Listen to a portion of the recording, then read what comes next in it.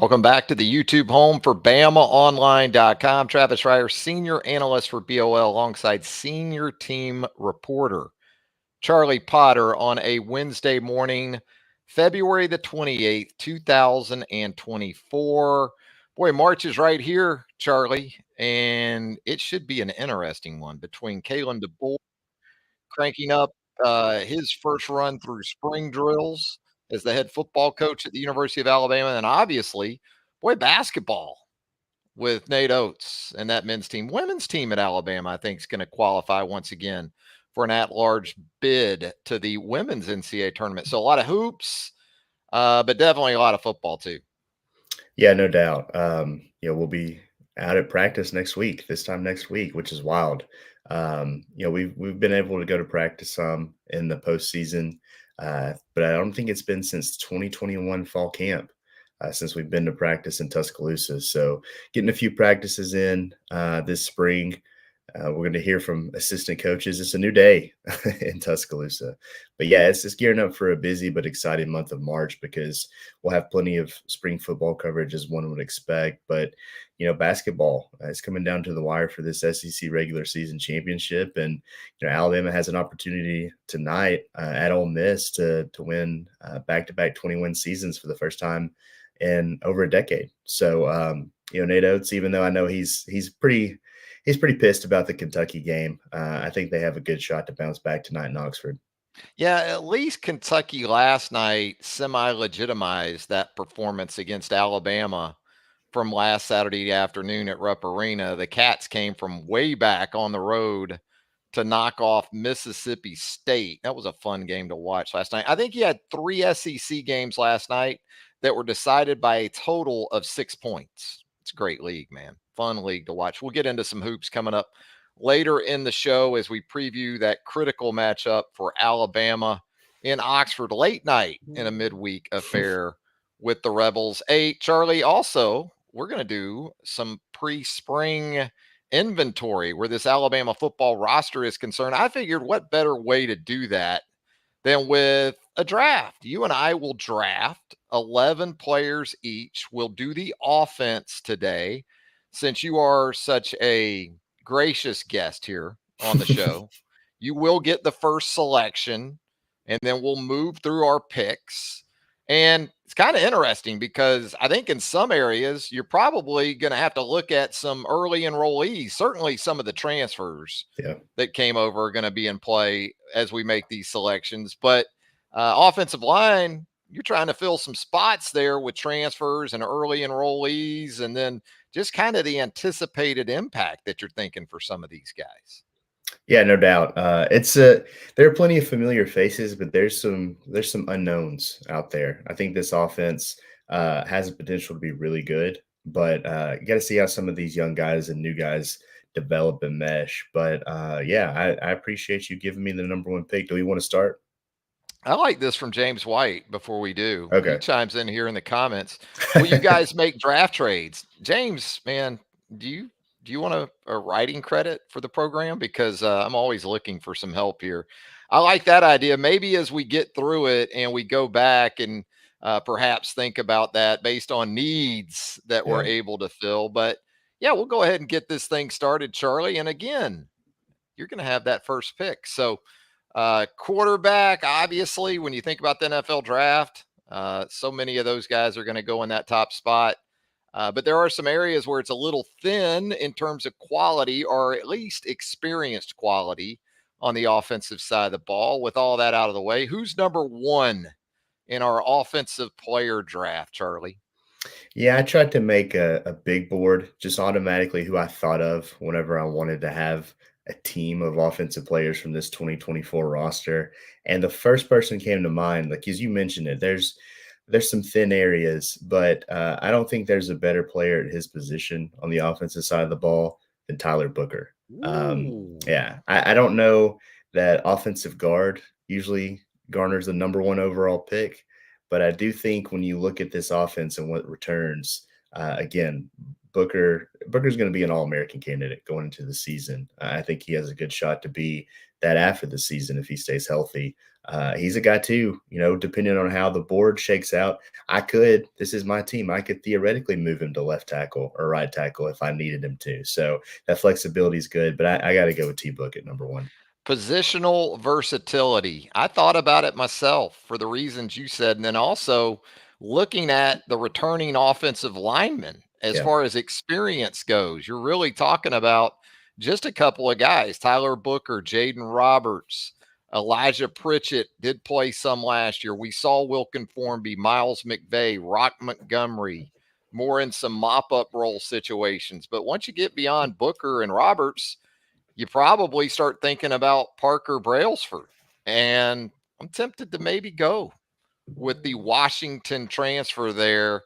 But you know which way I'm going to go? I'm going to go quarterback. And for now, I'm going to take Jalen Milroe, which I think your selection of Booker is interesting because it could be perceived anyway as a foreshadowing, Charlie, of your thoughts about the quarterback position as we get through spring practice and into summer and look ahead to the fall because of the presence of Ty Simpson and Dylan Lonergan and Austin Mack coming over. But I'm going with the top 10 Heisman guy. I understand there are some steps, some advancement he needs to make in his game, especially with what we know about Kalen DeBoer and his offense and what it's predicated on.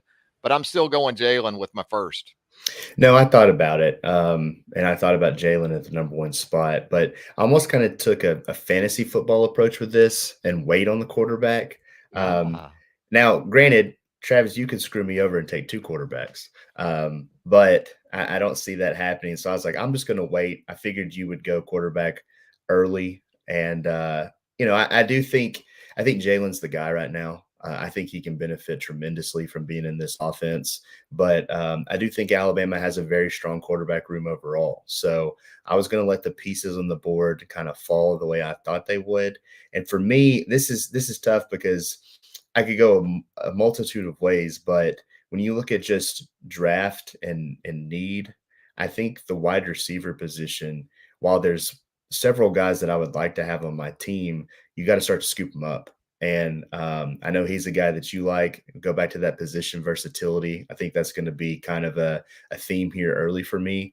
But I'm going to go with a guy like Kendrick Law who can wear a mm-hmm. bunch of different hats in this offense. I think he's fast as hell. You ask teammates, and a lot of them will say Kendrick Law is one of the fastest guys on the team. But he's willing to get in and do some of the dirty work. So I'm going K Law with my second pick to fill one of those receiver spots. And by the way, I should have done this earlier to kind of give you a lay of the land of this draft. We obviously have to take 5 offensive linemen and a quarterback. Now, once you get beyond those 6 guys, when you talk about running back, tight end, wide receiver, if you want to go 2 running backs, 2 tight ends, 2 wide receivers, you can do that. Sort of a 22 personnel.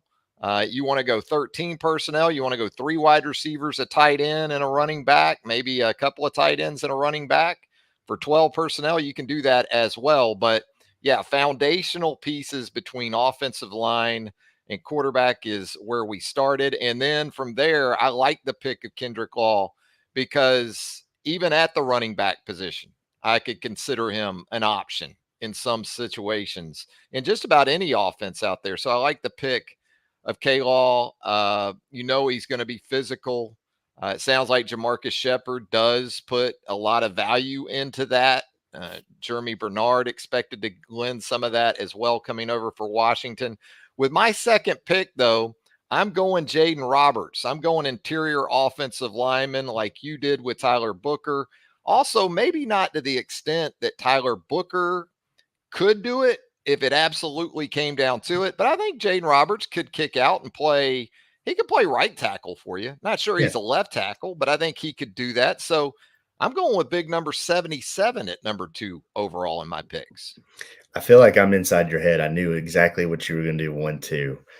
So my board is intact. It's falling the way I wanted it to. Oh, no. Now, the only thing is my Are third good. pick, I do have a slash. Like I'm torn because that position versatility is sticking in my head. But I'm going to go, I'm going to continue to try to get playmakers, and I'm going to go running back here.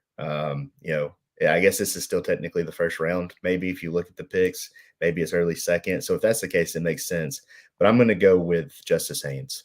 Mhm. Seeing what he was able to do in the Rose Bowl, I feel like he should have got more carries. I think he's a guy that a year in the program, having his position coach back, having opportunities ahead of him with guys like Jace McClellan and Wendell Williams moving on. I think Justice is in for a huge season. Now, I look, you and I both are fans of Jam Miller. I think he's a great player. I think he's going to open spring as RB1. But I do think that the potential that Justice has is a lot higher, and I like him to fill my number one running back spot. Yeah, it's an interesting scenario to consider with the coaching change. I think if Nick Saban were still around and maybe Tommy Reese were still around, you might even think about Justice Haynes, or I would higher, Yeah. perhaps even than a third slot type of guy in this draft. But it makes sense with what we're expecting anyway out of Nick Sheridan, Kalen DeBoer, and this new offense. I'm going to go Jeremy Bernard here. I think I got to go receiver pretty early. You went there with the second pick of your draft with Kendrick Law. So give me the Washington transfer, who it could be interesting in terms of how these guys impact each other. Does Jeremy Bernard coming in, does that impact Kendrick Law? Um, I think there's some quality depth in terms of talent at the wide receiver position. But when you just talk about experience right now, it's Jeremy Bernard, Kendrick Law, some Kobe Prentice in that mix. Uh, get into Jalen Hale a little bit, who I think we both really, really like. But I'll go Jeremy Bernard with my third pick. That's a good pick. And hearing from Jamarcus Shepard yesterday, he was on the radio here in Tuscaloosa with Ryan Fowler. The way that he talked about him and the physicality he plays with, and how refs almost come over and be like, "You got to settle this guy down." I think he's going to be a big time player in this offense. I think he can kind of be a tone setter, not only from the physicality he plays with, but he knows this offense. He's a guy that came in from Michigan State and had to learn this Washington offense from the other guys in the room. Now he can kind of flip roles and be the teacher and be like, hey, this is how you do this or that. So I think he's going to be a big addition for the room. But man, this board is falling exactly how I wanted it. That position versatility, who I was kind of torn on at number 3. This might be a little bit of a surprise, but I'm going to go with a guy that can play either tight end or wide receiver. We've actually seen him change his Instagram profile to show that he's a wide receiver. And I'm going to go with Caleb Odom with my number 4 pick. He's a guy that when we were out in California, whether it was from sources or even from the players themselves, he was generating some positive buzz as an early enrollee in practice. And that's usually a good sign of things to come. This time last year, I know people don't really want to hear about it, but it was Caleb Downs that was doing that. So I think he's a guy that can make an immediate impact in a variety of ways. And that position versatility, man, it's important to me. Yeah, absolutely. And, it's going to be interesting. I think for right now, Caleb Odom makes a lot of sense, and probably even in terms of by the time fall rolls around. But then when you add Ryan Williams to that mix and a Yeah. couple of other summer enrollees, I won't be surprised at all if Caleb Odom is getting major buzz coming up here in March and April. And I won't be surprised if that carries over into his true freshman season. 6'4", 220 pounds or so, able to use him in so many different ways. You can still use him in ways like a tight end, which I'm guessing in making this selection, you're almost considering him like a Kendrick Law as a versatile guy that you can use in multiple formations and personnel groupings. So Caleb Odom makes a lot of sense to me right there with your 4th selection. Me, I'm a sucker for the big guys. And so I'm going center. And I think you'll hear a collective applause from the Alabama fan base with Parker Brailsford here in this pick. I know I went Jaden Roberts a couple of picks ago, but I'm going to solid up the interior of that offensive line. Brailsford has also played guard in the past. He's an interesting guy because he's not what we've seen in the past. The most recent iteration of Alabama offensive lineman being 310 plus or so. He's more, or he was last season in that 275. I would think he's probably going to get to 290 plus coming up here, but I'll go Parker Brailsford, man. Got to have somebody snap the football Charlie. You're going to run the shotgun. And so I think Brailsford fits in here at 4. Yeah, that's I thought I was gonna have a clean sweep my first 5 picks. I really did. I thought you were gonna go a different way at 4. So that one hurts a little bit, but you got to counter, you got to respond, and this is a position that's super thin. So I'm gonna stick with the offensive line. I'm gonna take a tackle because Alabama really only has about 4 of those on the roster, at least true tackles. So I think that Elijah Pritchett, with what they lost with both J.C. Latham and Caden Proctor moving on, it's hard to not imagine him in the spring filling one of those starting roles. So I'm going to go with a big fella to fill that blind spot role on my offensive line at number 5. There you go. Elijah Pritchett. We talked about it before. Alabama's a tough place to get a second window, or at Yeah. least it was in the Nick Saban era. Usually going into that second, third year, if you had that opportunity to fill a spot, you needed to do it because then you became sort of a sandwich guy. You had the guy that you didn't beat out. And then, oh, by the way, there's 2 or 3 more coming that are going to be capable of perhaps keeping you out if and when that next opportunity rolls around. But looks like it's sitting there for Elijah Pritchett for the second straight spring. We'll see if he can take advantage of it. So, as I look here at my 5th selection and I scan the remnants of my board, gosh, I love those offensive linemen. And what thing about offensive line with this draft is, as we talked about from the outset, you don't have a lot of proven guys. It's a little bit of a crapshoot. I feel pretty good about Brailsford on the ball, Roberts at guard, or if I really needed him, I could play him at tackle. So I'm going to go with another wide receiver right here. And I'm going to go Jalen Hale, who I think is going to be perfect for this offense. Guy that can play on the outside, but you can move him around. Showed you last year as a true freshman. Just a great ability to get vertical, to go up and attack the football with his hands. I think the future is only going to get brighter and brighter for Jalen Hale in this offense. So give me him right there at that number 5 spot. Yes, I should have probably stopped talking early because you've kind of taken my last 2 picks. So I'm going to cut you at the knees a little bit here with this pick, and I'm going to take the other running back off the board and take Jam Miller. I'm going to solidify that backfield and have 2 running backs on this 11-man team. I've got a plan for that. I've got a plan for That's that, good. Charlie. I've got a few tricks I think left, but no, I think Jam. Look, Justice Haynes deserves all the credit in the world. I think he's going to be a phenomenal player at Alabama, but I also think that Jam Miller can be just as good. So I love having both of those guys on this team. I don't have to worry about running back. Those guys can both catch the ball in the backfield. They do a little bit of a different. They both bring a little bit of a different approach to the position, which I like to have some differences. So yeah, I'm happy with that.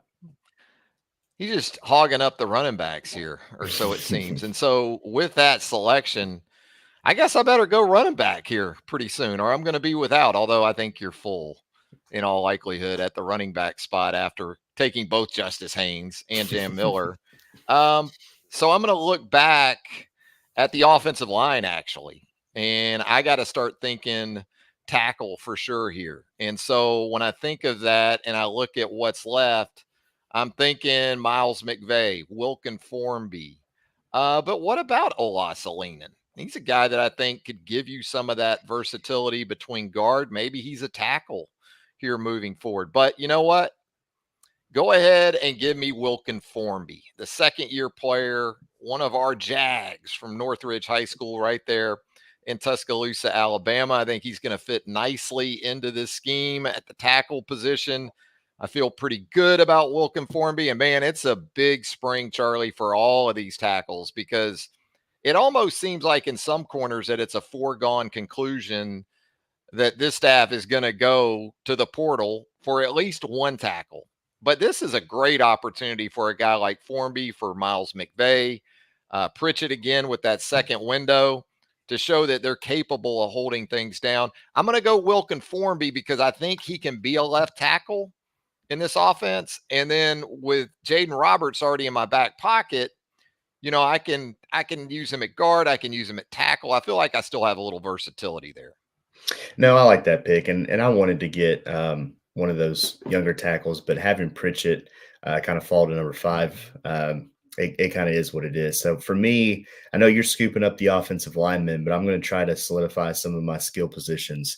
And it is kind of surprising here. I think we're on the seventh pick each. Um, that Kobe Prentice is still on the board. He's a guy that is it can be a playmaker. He stepped up in some big moments. I think he's a guy that can flourish in this new offense. So to add him to a receiving core with Kendrick Law and Caleb Odom, yeah, I'm happy with that pick at number 7. Yeah, Kobe's one of those. We talked about this on Monday's show here on the YouTube home for BamaOnLine.com. Vets that you shouldn't sleep on. And Kobe was probably a guy we didn't talk about enough, Yeah. but he would certainly fit that bill, I think. I think Kobe still has plenty of good football in front of him. And again, it seems to be a good fit for this offense. I know there's been talk about, well, looks like Shepard and these guys like bigger receivers. That's not necessarily Kobe Prentice, but Kobe's not, he's not 5'9", 165 either, Yeah. and should be continuing to make those steps in terms of his physical development here going into year 3. So that's pick number 7 for Charlie Potter in our offensive player draft. He goes with Kobe Prentice. My 7th pick, let's see here. I've already got 3 offensive linemen. I've got my quarterback. I've got 2 wide receivers. I'm gonna go to tight end. And I'm gonna go with a guy that feels a little bit forgotten, which is interesting considering that the tight end will still have a place in this offense moving forward under Kalen DeBoer. I'm gonna go CJ Dupree. Give me some veteran presence there at the tight end position with my 7th pick. No, I like that. I was kind of hoping CJ would fall a little bit to take a look at him in a later round. But no, I think that his experience in the program, he can help lead that team or that unit. Him and Robbie Utes. I think both of those guys can be beneficial for the new offensive staff. So looking at the board, Number 8. yeah, I guess Getting tight. I'm going to go back to the offensive line, a guy you actually mentioned a minute ago, because we both have interior guys. We both have interior offensive starters coming back. So I'm going to take a guy like Olasolinen off the board to play guard opposite of Tyler Booker. Well, I guess Tyler Booker's still TBD for me, depending on how the rest of this goes.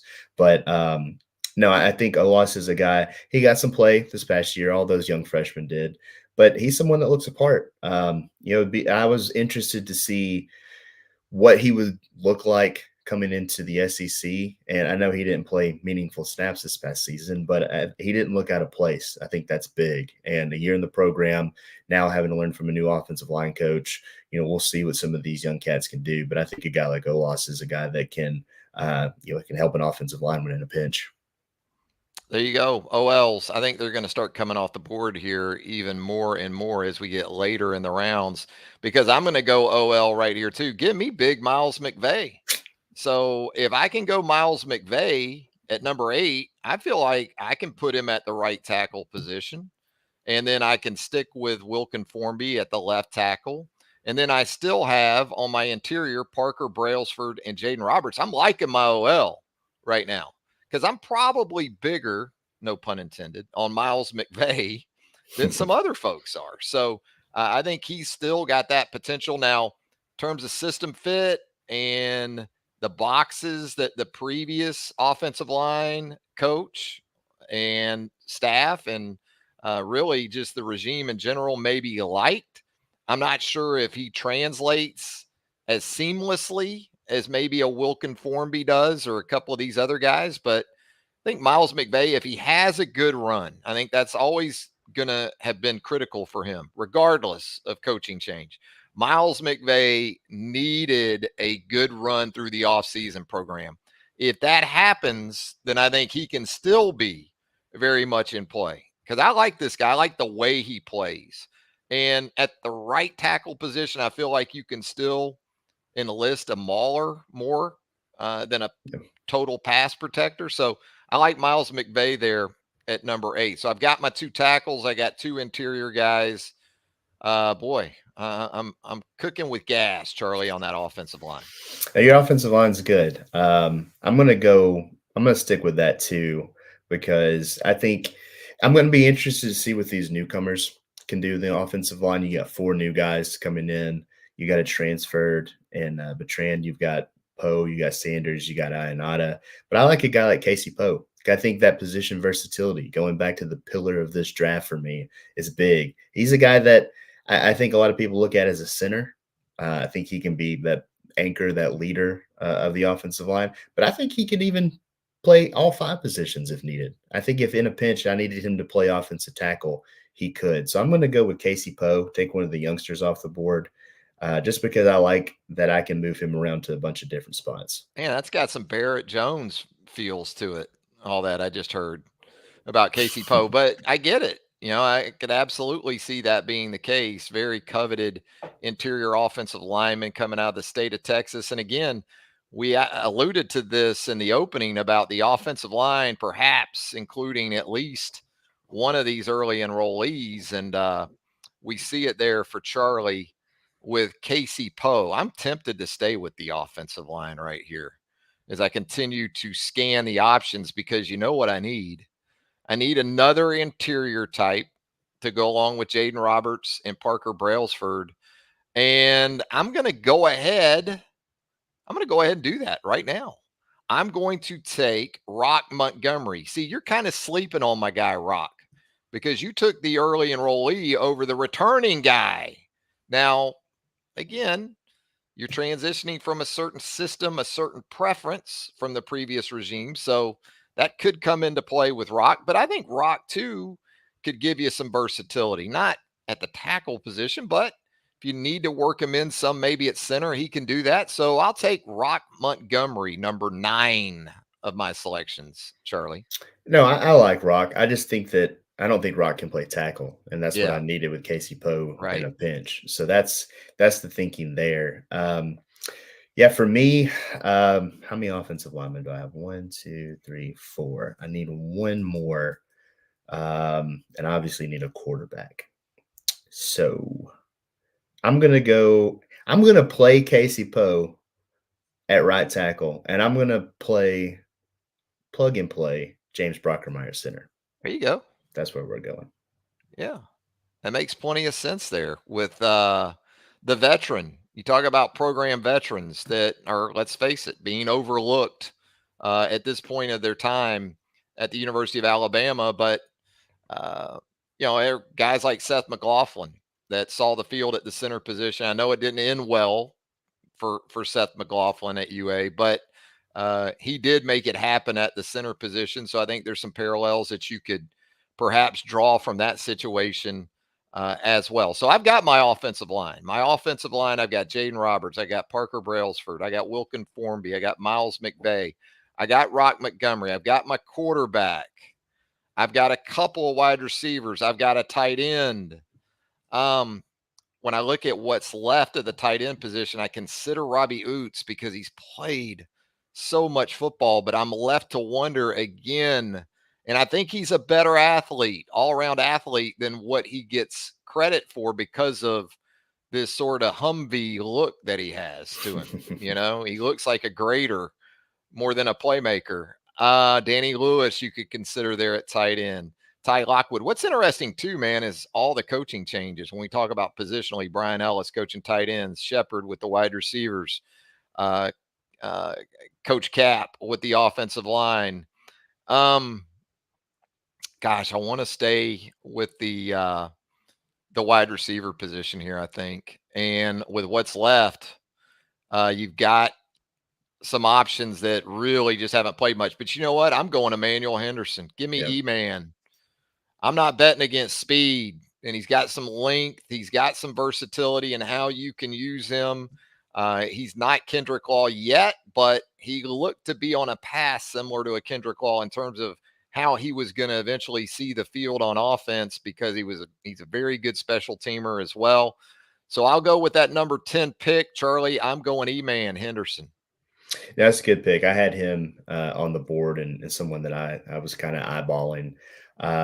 But to take Caleb Odom, that position versatility was tough to pass up. But I think Emmanuel Henderson in this new offense, he's a guy that can really Mhm. flourish. I think he can be someone that they come in and see. And now he is a guy that dealt with injury, but they can come in and be like, well, why wasn't this guy on the field? Um, I think he and the other guy that I thought about was Bubba Hampton too. I remember back in the early signing period, Nick Saban just gushing over this guy for what he can do on the football field, and his versatility is something I think that can help this offense. But for me, I saved the best for last, I guess, and I go a quarterback. And you could go a couple different ways. You could go with a guy that knows this offense, and Austin Mack, that is just a gigantic human being, or you can go with a guy that has been in the program, chose to come back and has seemingly progressed over the course of his career. And I'm going to go with the latter. I'm going to go with Ty Simpson. I do think that Jalen's going to open spring as the starter. I think he's going to start the first game of the season. I think Jalen is a talented football player that can win a lot of football games for Alabama. But if something were to happen to Jalen, I think Ty Simpson can come in and play really good football. So I think he's someone that you can tell has matured. I think that's significant and maybe overlooked. And I do think he's progressed. So I feel good with Ty at my last spot to fill out my 11-man roster. Yeah, it's a good pick, especially in the 11 hole, like you said you were going to do from the outset, take the quarterback late. Now, for me, if I didn't take Jalen Milroe, I probably would have taken Dylan Lonergan. And it doesn't line up in terms of what the expectation is going to be. And I can see Ty continuing to improve and being very tough to keep off the field. But I think about fit. And for this offense, when I think about Dylan Lonergan and what he could do in an offense like this that is predicated on getting the ball out quickly and accurately, woof.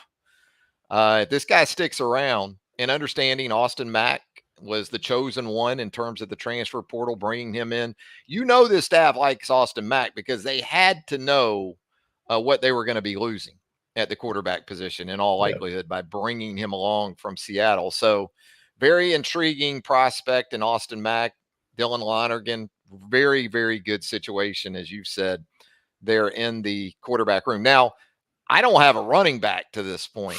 Or do I? Or do I already have a running back, Charlie?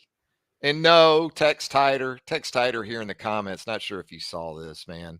Is Tex Tighter, I'm starting to wonder. Tex Tighter might be Bill O'Brien. You see that? He says, Travis, move Milroe to running back and take Ty. This was a few picks ago. Bill O'Brien spent some time in Houston.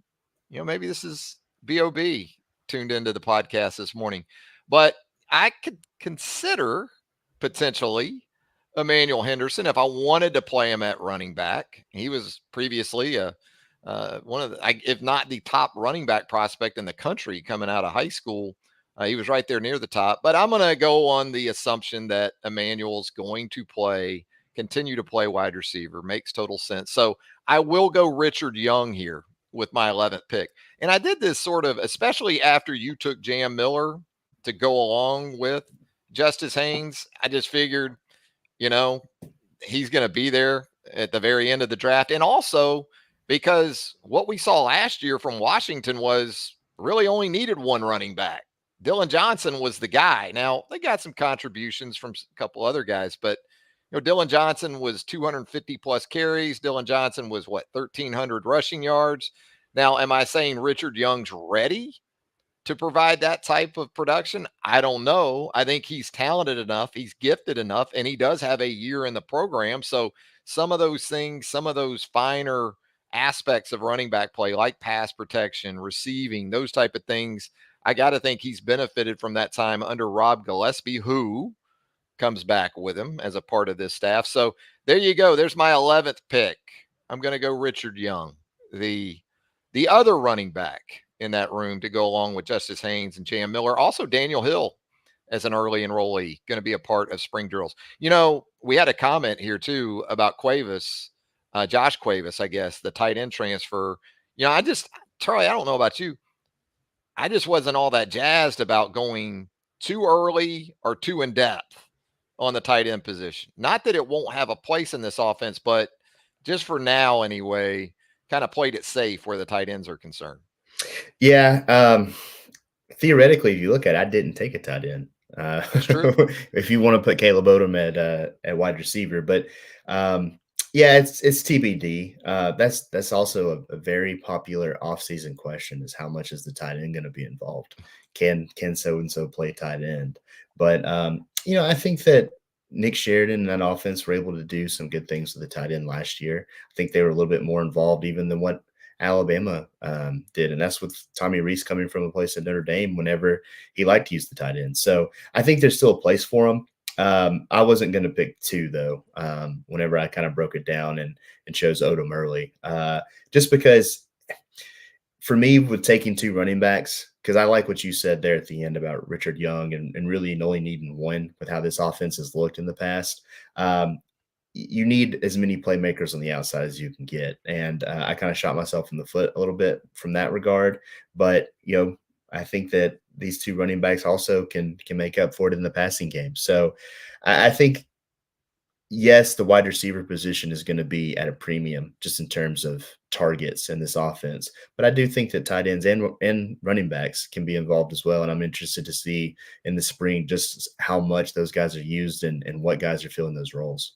So there you go. Quarterbacks. Charlie took Ty Simpson with the number 11 pick. Save the best for last, right, Charlie? Yep. I took Jalen Milrow at quarterback, number 1 overall. Running back position. Charlie goes Justice Haynes at 3 and Jam Miller at 5. I waited until the 11th pick to take Richard Young. Tight ends. Charlie, technically at least, didn't take a tight end. As he's pointed out, though, Caleb Odom could fill that role for him quite nicely. And Charlie is bullish on the early enrollee. Took him number 4 overall. Tight end, I took CJ Dupree there at number 7. I think he can be sort of a Westover type guy from Yeah. Washington last year. He could be 40 plus catches if that's the direction that they choose to go with that position once again. Wide receivers for Charlie, Caleb Odom. He goes Kobe Prentice at number 7. So just a couple wide receivers for Well, Charlie. I had Kendrick Law at two. Kendrick Law, my bad. Yep. Kendrick Law at 2. So 3 wide receivers. I like that pick of Kendrick Law. Wide receivers for yours truly. I went with Jeremy Bernard, number 3, Jalen Hale, number 5, Emmanuel Henderson, number 10.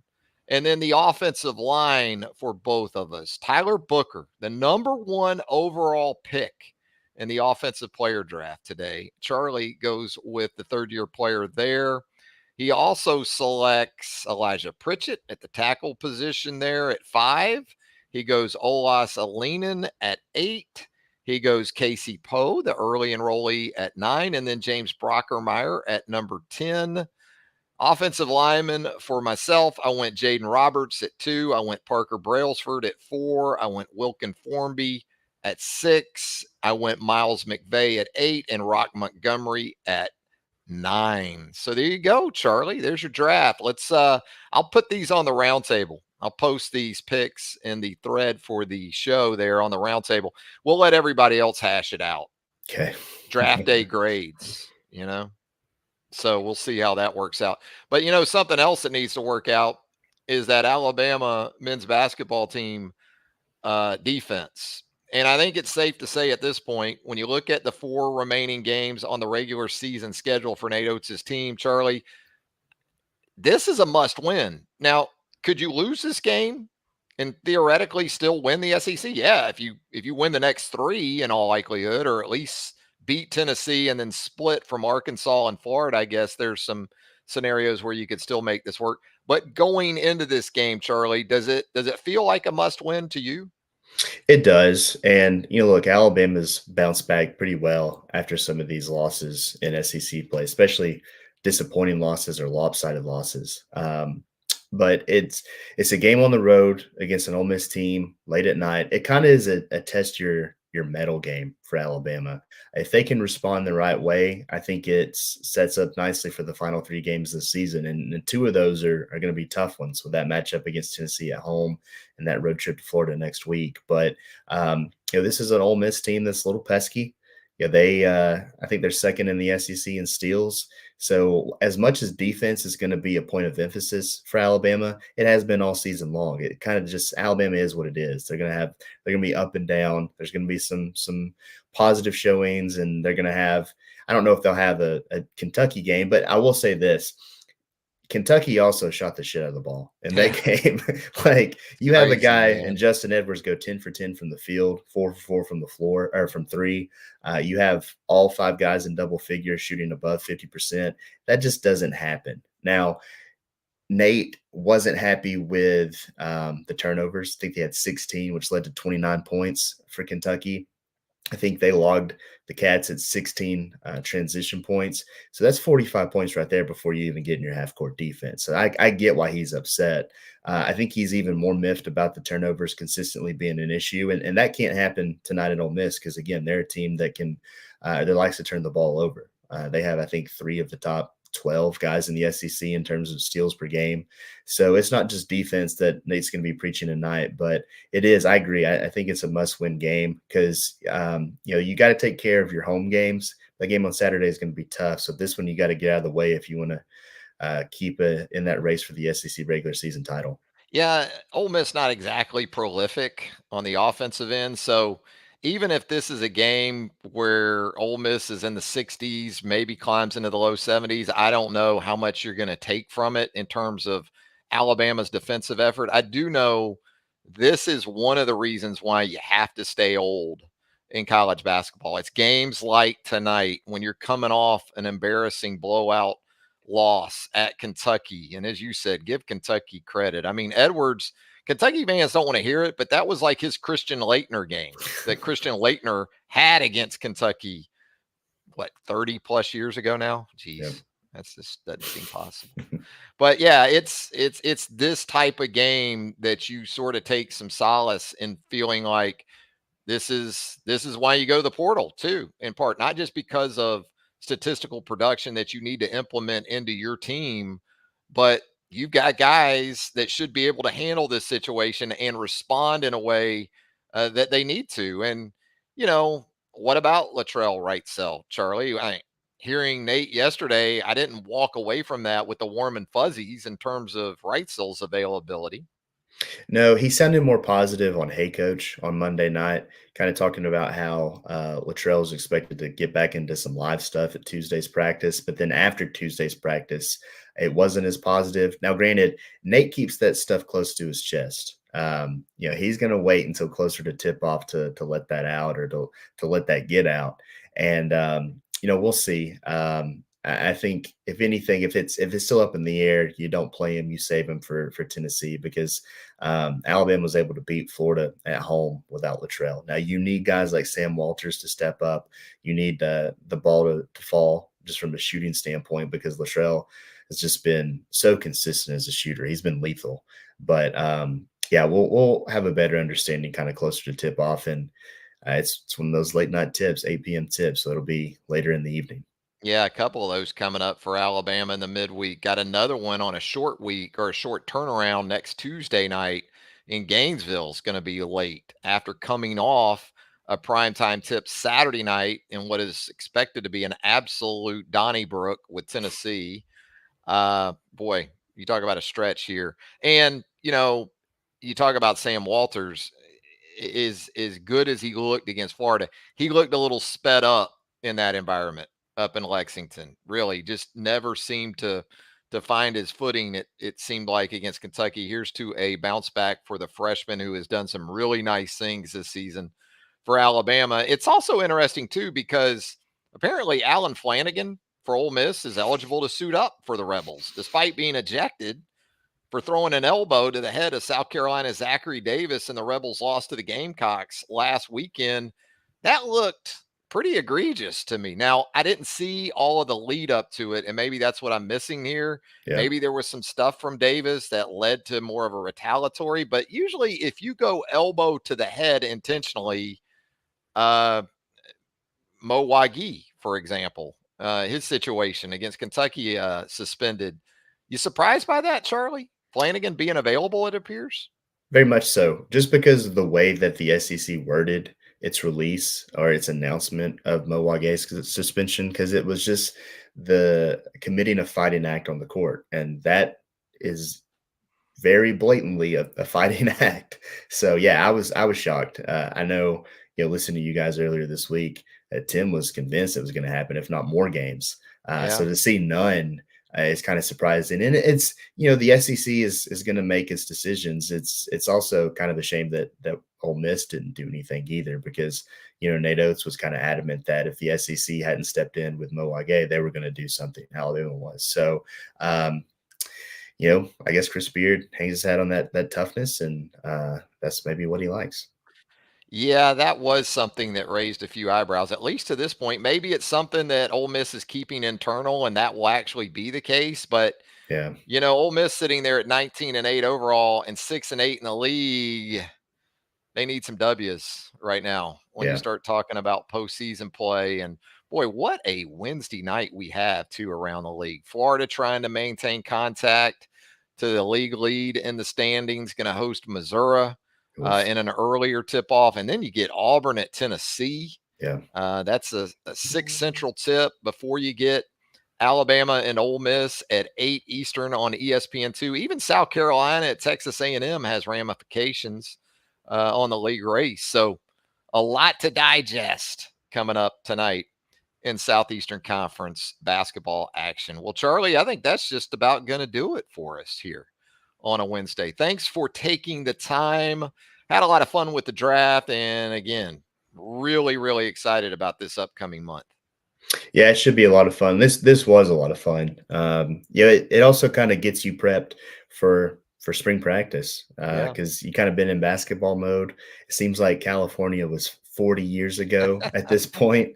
But no, looking forward to the month ahead, because it should be a lot of fun getting back out on the practice field, and also covering what should be an NCAA tournament run. And Charlie Potter's going to have us covered right there with us at BamaOnLine.com. Hang out with us on the roundtable, the premium message board for BOL. Everything we learn as we learn it, you're going to learn it as well at the roundtable on BamaOnLine.com. More spring preview stuff coming up from Charlie and Clint Lamb, and also hoops, obviously, front and center and all that coverage as well. And if you haven't subscribed to our YouTube channel here for BamaOnLine.com, we certainly hope you'll do that. Hit that subscribe button, hit the likes. We need those likes, and also turn on those notifications. You'll get all of our video content as it drops. For Charlie Potter, Travis Reier, thanks again for joining us right here on the YouTube home for BamaOnLine.com. And until next time, so long, everybody.